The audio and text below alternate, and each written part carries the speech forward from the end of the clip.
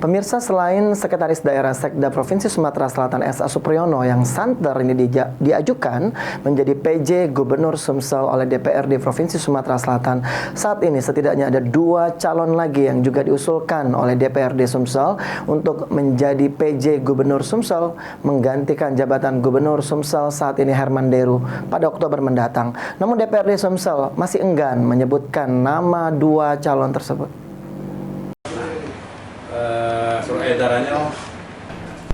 Disampaikan oleh Ketua Komisi 1 DPRD Sumsel Antoni Yuzar, dalam proses tahapan pengajuan PJ Gubernur Sumsel, pihaknya akan bertugas melakukan proses verifikasi data terhadap para calon PJ yang diajukan oleh DPRD Sumatera Selatan.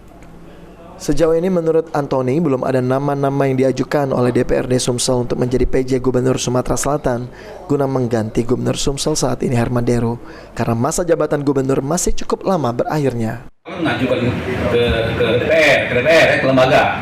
Jadi nanti ketua kemungkinan bisa akan merekomendasi satu melakukan verifikasi, nanti kami balik lagi ke ketua. Namun ini masih jauh, belum ada yang mengajukan, belum sampai sekarang.